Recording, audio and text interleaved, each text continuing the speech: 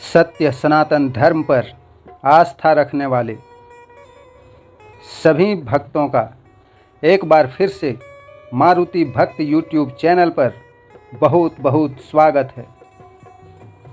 आज हम लोग इस वीडियो में बात करेंगे शनि महाराज के बारे में। हिंदू धर्म ग्रंथों और शास्त्रों के अनुसार शनिवार का दिन शनि देवता को समर्पित है। शनि देवता व्यक्ति को उनके कर्मों के अनुसार फल देते हैं, इसलिए इन्हें न्याय का देवता कहा जाता है। कहते हैं कि शनि की दृष्टि जिस मनुष्य पर पड़ जाए या तो वो राजा बन जाता है या बिल्कुल रंक बन जाता है। शनि की महादशा का सामना कर रहे हर व्यक्ति को शनिवार का व्रत रखना चाहिए, क्योंकि अगर कर्मों के फलदाता आपके पूजा से खुश हैं तो आपके जीवन से दुखों का अंत होगा। शनिवार के दिन बाल नाखून कभी नहीं कटवाना चाहिए और मांस मछली ये सब का यूज़ कभी नहीं करना चाहिए। शनिवार के दिन पूजा किस प्रकार करें, तो हिंदू धर्म ग्रंथों के अनुसार शनिवार के दिन ब्रह्मा मुहूर्त में उठकर नदी या कुएं के जल से स्नान करें। तत्पश्चात पीपल के वृक्ष पर जल अर्पण करें। लोहे से बनी शनि देवता की मूर्ति को पंचामृत से स्नान कराएं। फिर इसी मूर्ति को चावलों से बनाए 24 दल के कमल पर स्थापित करें। इसके बाद काले तिल, फूल, धूप, काला वस्त्र व तेल आदि से पूजा करें। पूजन के दौरान शनि के इन 10 नामों का उच्चारण अवश्य करें। वो 10 नाम इस प्रकार है: कोणस्थ, कृष्ण, पिप्पला, सौरी, यम, पिंगलो, रौद्रोत्को, बभ्रू, मंद, स्नेच्चर। पूजन के बाद पीपल के वृक्ष के तने पर सूत के धागे से 7 परिक्रमा करें। इसके पश्चात शनि देवता से प्रार्थना करें। इसी तरह 7 शनिवार तक व्रत करते हुए शनि के प्रकोप से सुरक्षा के लिए शनि मंत्र की संविधाओं में राहु की कुदृष्टि से सुरक्षा के लिए दुर्वा की संविधा में, केतु से सुरक्षा के लिए केतु मंत्र में, कुशा की संविधा में कृष्ण जौ, काले तिल से 108 आहुति प्रत्येक के लिए देनी चाहिए। फिर अपनी क्षमता अनुसार ब्राह्मणों को भोजन कराएं तथा लौह वस्तु, धन आदि का दान करें और दिन भर मन में शनि भगवान का ध्यान करें। इस तरह शनि देव का व्रत रखने से दुर्भाग्य को भी सौभाग्य में बदला जा सकता है तथा हर विपत्ति दूर होती है। शनिवार व्रत का महत्व शास्त्रों में कुछ इस प्रकार है। शनिवार के दिन व्रत करने से शनि ग्रह का दोष समाप्त हो जाता है। भविष्य में आने वाले शनि के प्रकोप से भी बचा जा सकता है। शनि की 7.5 और ढैया से छुटकारा मिलता है और बिगड़ा काम पूरा होता है। इससे नौकरी और व्यापार में सफलता तो मिलती ही है, साथ ही साथ सुख, समृद्धि, मान सम्मान और धन यश की भी प्राप्ति होती है। शनिवार के दिन व्रत रखने से घर में सुख और शांति रहती है। इसके अलावा रोग से भी छुटकारा मिलता है। एक कथा है, एक समय स्वर्गलोक में सबसे बड़ा कौन के प्रश्न पर 9 ग्रहों में वाद विवाद हो गया। विवाद इतना बढ़ा कि परस्पर भयंकर युद्ध की स्थिति बन गई। निर्णय के लिए सभी देवता के राजा इंद्र के पास पहुँचे और बोले, हे देवराज, आपको निर्णय करना होगा कि हम में से बड़ा कौन है। देवताओं का प्रश्न सुनकर देवराज इंद्र उलझन में पड़ गए। इंद्र बोले, मैं इस प्रश्न का उत्तर देने में असमर्थ हूँ। हम सभी पृथ्वी लोक में उज्जैनी नगरी में राजा विक्रमादित्य के पास चलते हैं। देवराज इंद्र सहित सभी ग्रह उज्जैनी नगरी पहुँचे। महल में पहुंचकर जब देवताओं ने उनसे अपना प्रश्न पूछा तो राजा विक्रमादित्य भी कुछ देर के लिए परेशान हो उठे, क्योंकि सभी देवता अपनी अपनी शक्तियों के अनुसार महान थे। किसी को भी छोटा या बड़ा कह देने से उनके क्रोध के प्रकोप से भयंकर हानि पहुंच सकती थी। अचानक राजा विक्रमादित्य को एक उपाय सूझा और उन्होंने विभिन्न धातुओं स्वर्ण, चांदी, कांसा, तांबा, सीसा, रांगा, जस्ता, अभ्रक व लोहे के 9 आसन बनवाए।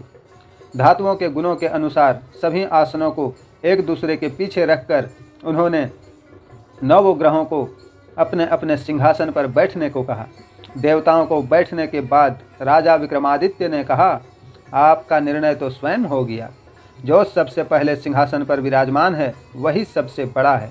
राजा विक्रमादित्य के निर्णय को सुनकर शनि देवता ने सबसे पीछे आसन पर बैठने के कारण अपने को छोटा जानकर क्रोधित होकर कहा, राजा विक्रमादित्य, तुमने मुझे सबसे पीछे बैठाकर मेरा अपमान किया है। तुम मेरी शक्तियों से परिचित नहीं हो, मैं तुम्हारा सर्वनाश कर दूंगा। शनि ने कहा, सूर्य एक राशि पर 1 महीने, चंद्रमा 2.25 दिन, मंगल 1.5 महीने, बुध और शुक्र 1 महीने, बृहस्पति 13 महीने रहते हैं, लेकिन मैं किसी राशि पर 7.5 वर्ष तक रहता हूँ। बड़े बड़े देवताओं को मैंने अपने प्रकोप से पीड़ित किया है। राम को 7.5 के कारण ही वन में जाकर रहना पड़ा और रावण को 7.5 के कारण ही युद्ध में मृत्यु का शिकार बनना पड़ा। राजा हरिश्चंद्र को मेरे कारण ही दर दर भटकना पड़ा। अब तुम भी मेरे प्रकोप से नहीं बच सकेगा। इसके बाद अन्य ग्रहों के देवता तो प्रसन्नता के साथ चले गए, परंतु शनि देव बड़े क्रोध के साथ वहां से विदा हुए। राजा विक्रमादित्य पहले की तरह ही न्याय करते रहे। उनके राज्य में सभी स्त्री पुरुष बहुत आनंद से जीवन यापन कर रहे थे। कुछ दिन ऐसे ही बीत गए। उधर शनि देवता अपने अपमान को भूले नहीं थे। विक्रमादित्य से बदला लेने के लिए एक दिन शनि देव ने घोड़े के व्यापारी का रूप धारण किया और बहुत से घोड़ों के साथ उज्जैनी नगरी पहुंचे। राजा विक्रमादित्य ने राज्य में किसी घोड़े के व्यापारी के आने का समाचार सुना तो अपने अश्वपाल को कुछ घोड़े खरीदने के लिए भेजा। घोड़े बहुत कीमती थे। अश्वपाल ने जब वापस लौटकर इस संबंध में बताया तो राजा विक्रमादित्य ने स्वयं आकर एक सुंदर व शक्तिशाली घोड़े को पसंद किया। घोड़े की चाल देखने के लिए राजा उस घोड़े पर सवार हुए तो वह घोड़ा बिजली की गति से दौड़ पड़ा। तेजी से दौड़ता घोड़ा राजा को दूर एक जंगल में ले गया और फिर राजा को वहां गिराकर जंगल में कहीं गायब हो गया। राजा अपने नगर को लौटने के लिए जंगल में भटकने लगा, लेकिन उन्हें लौटने का कोई रास्ता नहीं मिला। राजा को भूख प्यास लग आई। बहुत घूमने पर उसे एक चरवाहा मिला। राजा ने उससे पानी मांगा। पानी पीकर राजा ने उस चरवाहे को अपनी अंगूठी दे दी। फिर उससे रास्ता पूछकर वह जंगल से निकलकर पास के नगर में पहुंचा। राजा ने एक सेठ की दुकान पर बैठकर कुछ देर आराम किया। उस सेठ ने राजा से बातचीत की तो राजा ने उसे बताया कि मैं उज्जैनी नगरी से आया हूँ। राजा के कुछ देर दुकान पर बैठने से सेठ जी की बहुत बिक्री हुई। सेठ ने राजा को बहुत भाग्यवान समझा और खुश होकर उसे अपने घर भोजन के लिए ले गया। सेठ के घर में सोने का एक हार खूंटी पर लटका हुआ था। राजा को उस कमरे में छोड़कर सेठ कुछ देर के लिए बाहर गया। तभी एक आश्चर्यजनक घटना घटी। राजा के देखते देखते सोने के उस हार को खूंटी निगल गई। सेठ ने कमरे में लौटकर हार को गायब देखा तो चोरी का संदेह राजा पर ही किया, क्योंकि उस कमरे में राजा ही अकेला बैठा था। सेठ ने अपने नौकरों से कहा कि इस परदेसी को रस्सियों से बांधकर नगर के राजा के पास ले चलो। राजा ने विक्रमादित्य से हार के बारे में पूछा तो उसने बताया कि उसके देखते ही देखते खूंटी ने हार को निगल लिया था। इस पर राजा ने क्रोधित होकर चोरी करने के अपराध में विक्रमादित्य के हाथ पांव काटने का आदेश दे दिया। राजा विक्रमादित्य के हाथ पांव काटकर उसे नगर की सड़क पर छोड़ दिया गया। कुछ दिन बाद एक तेली उसे उठाकर अपने घर ले गया और उसे अपने कोल्हू पर बैठा दिया। राजा आवाज़ देकर बैलों को हाँकता रहता। इस तरह तेली का बैल चलता रहा और राजा को भोजन मिलता रहा। शनि के प्रकोप की 7.5 पूरी होने पर वर्षा ऋतु प्रारंभ हुई।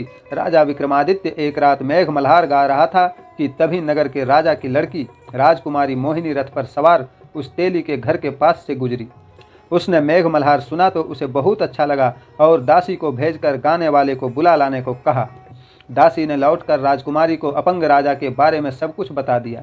राजकुमारी उसके मेघ मल्हार से बहुत मोहित हुई, अतः उसने सब कुछ जानकर भी अपंग राजा से विवाह करने का निश्चय कर लिया। राजकुमारी ने अपने माता पिता से जब यह बात कही तो वे हैरान रह गए। रानी ने मोहिनी को समझाया, बेटी, तेरे भाग्य में तो किसी राजा की रानी होना लिखा है, फिर तू उस अपंग से विवाह करके अपने पांव पर कुल्हाड़ी क्यों मार रही है। राजकुमारी ने अपनी जिद नहीं छोड़ी। अपनी जिद पूरी कराने के लिए उसने भोजन करना छोड़ दिया और प्राण त्याग देने का निश्चय कर लिया। आखिर राजा रानी को विवश होकर अपंग विक्रमादित्य से राजकुमारी का विवाह करना पड़ा।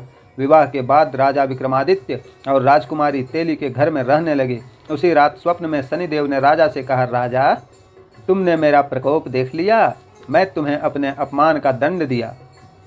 राजा ने शनिदेव से क्षमा करने को कहा और प्रार्थना की, हे शनिदेव, आपने जितना दुख मुझे दिया है अन्य किसी को न देना। शनिदेव ने कुछ सोचकर कहा, राजा, मैं तुम्हारी प्रार्थना स्वीकार करता हूँ। जो कोई स्त्री पुरुष मेरी पूजा करेगा, शनिवार को व्रत करके मेरी व्रत कथा सुनेगा, उस पर मेरी अनुकंपा बनी रहेगी। प्रातःकाल राजा विक्रमादित्य की नींद खुली तो अपने हाथ पांव देखकर राजा को बहुत खुशी हुई। उसने मन ही मन शनिदेव को प्रणाम किया। राजकुमारी भी राजा के हाथ पांव सही सलामत देखकर आश्चर्य में डूब गई। तब राजा विक्रमादित्य ने अपना परिचय देते हुए शनिदेव के प्रकोप की सारी कहानी सुनाई। सेठ को जब इस बात का पता चला तो दौड़ता हुआ तेली के घर पहुंचा और राजा के चरणों में गिरकर क्षमा मांगने लगा। राजा ने उसे क्षमा कर दिया, क्योंकि यह सब तो शनिदेव के प्रकोप के कारण हुआ था। सेठ राजा को अपने घर ले गया और उसे भोजन कराया। भोजन करते समय वहां एक आश्चर्यजनक घटना घटी। सबके देखते देखते उस खूंटी ने हार उगल दिया। सेठ जी ने अपनी बेटी का विवाह भी राजा के साथ कर दिया और बहुत से स्वर्ण आभूषण धन आदि देकर राजा को विदा किया। राजा विक्रमादित्य राजकुमारी मोहिनी और सेठ की बेटी के साथ उज्जैनी पहुंचे तो नगरवासियों ने हर्ष से उनका स्वागत किया। अगले दिन राजा विक्रमादित्य ने पूरे राज्य में घोषणा कराई कि शनिदेव सब देवों में सर्वश्रेष्ठ हैं। प्रत्येक स्त्री पुरुष शनिवार को उनका व्रत करें और व्रत कथा अवश्य सुने। राजा विक्रमादित्य की घोषणा से शनिदेव बहुत प्रसन्न हुए। शनिवार का व्रत करने और व्रत कथा सुनने के कारण सभी लोगों की मनोकामनाएं शनिदेव की अनुकंपा से पूरी होने लगी। सभी लोग आनंद पूर्वक रहने लगे। तो भक्तों, ये थी शनि महाराज की कथा। इस प्रकार बहुत सारी ऐसी कथाएं हैं शनि महाराज के बारे में। शनिदेव को बजरंगबली के वरदान के फलस्वरूप तेल चढ़ाया जाता है, चमेली का तेल और सिंदूर, जो कि शनि महाराज को भी चढ़ता है और बजरंगबली को भी चढ़ाया जाता है। इस संबंध में भी एक कथा है। तो वीडियो लंबी हो जाएगी, जिस वजह से वो अभी मैं नहीं सुनाऊंगा, किसी और दिन सुनाऊंगा। अभी मेरा वीडियो बनाने का मेन मकसद है कि शनि महाराज को कैसे खुश करें और कैसे इनकी प्रकोपों से बचा जा सकता है। तो आइए हम लोग आगे बढ़ते हैं। शनिवार को कुछ ऐसे मंत्र हैं जिसका जप करने से शनि महाराज अवश्य ही खुश होते हैं। ओम सम शनिचराय नमः, ओम प्राम प्रीम प्रौम सह शनिचराय नमः। इनमें से कोई भी एक मंत्र का जप अगर आप करते हो तो शनि का प्रकोप से बच सकते हो। शनिवार का व्रत करने के बाद उसका उद्यापन भी किया जाता है। विधि पूर्वक शनि व्रत पूर्ण होने के उपरांत आने वाले शुक्ल पक्ष के शनिवार को व्रत का उद्यापन करना चाहिए। प्रातःकाल ब्रह्म मुहूर्त में समस्त घर में गंगा जल के छींटे देकर विद्वान पंडित जी से हवन कराएं और 108 बार शनि बीज मंत्र का जाप कर आहुति दें।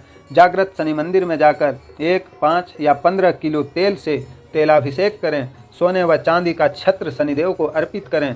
सामर्थ्य अनुसार मंदिर में प्रसाद अथवा भंडारे का वितरण करें। शनिवार का व्रत करने पर कुछ बातों का ध्यान भी रखा जाता है। शनिवार व्रत के दौरान भोजन सूर्यास्त से 2 घंटे बाद करना चाहिए। शनिवार के व्रत में एक समय के भोजन का विधान है। भोजन में उड़द के आटे से बना खाना खाएं। उड़द की दाल की खिचड़ी अथवा दाल खाई जाती है। साथ में कुछ तला हुआ भी ले लें। फल में केला लें। शनि की पूजा में काले तिल, काले वस्त्र, तेल, उड़द आदि का उपयोग किया जाता है, क्योंकि ये सभी शनि महाराज की वस्तु में मानी जाती है। उड़द दाल वाली खिचड़ी का सेवन करना अच्छा होता है। इससे शनिदेव दोष से राहत मिलती है। खिचड़ी, काले चने की सब्जी, चावल, चिवड़ा या भुने हुए चने खुद भी खाएं और सारे परिवार को भी खिलाएं। आप महीने के पहले शनिवार को उड़द का भात, दूसरे शनिवार को खीर, तीसरे शनिवार को खजला और अंतिम शनिवार को घी और पूरी से शनिदेव को भोग लगा सकते हैं। शनिवार के दिन लाल मिर्च का प्रयोग नहीं करना चाहिए। लाल मिर्च शनि को रुष्ट करती है। सरसों के तेल या उससे बने पकवान दान तो कर सकते हैं, लेकिन खाने नहीं चाहिए। शनि महाराज को सरसों का तेल चढ़ाया जाता है, लेकिन खाया नहीं जा सकता। इस प्रकार अगर आपकी राशि में शनि का ढैया या शनि का 7.5 है तो वीडियो में बताया गया उपाय के अनुसार आप शनि महाराज को खुश कर सकते हैं। आज की वीडियो हम लोग यहीं समाप्त करते हैं। मिलेंगे फिर किसी नेक्स्ट वीडियो में नेक्स्ट डे। अगर जानकारी आप सभी को अच्छी लगी तो ये हमारा सौभाग्य है। सत्य सनातन धर्म से संबंधित वीडियो इस चैनल में हमेशा मिलती थी, मिलती है और मिलती ही रहेगी। अगर ऐसी ही वीडियो आप सभी और भी देखना चाहते हैं तो चैनल को सब्सक्राइब करके नोटिफिकेशन ऑन अवश्य करें ओम शं शनिच्राय नमः।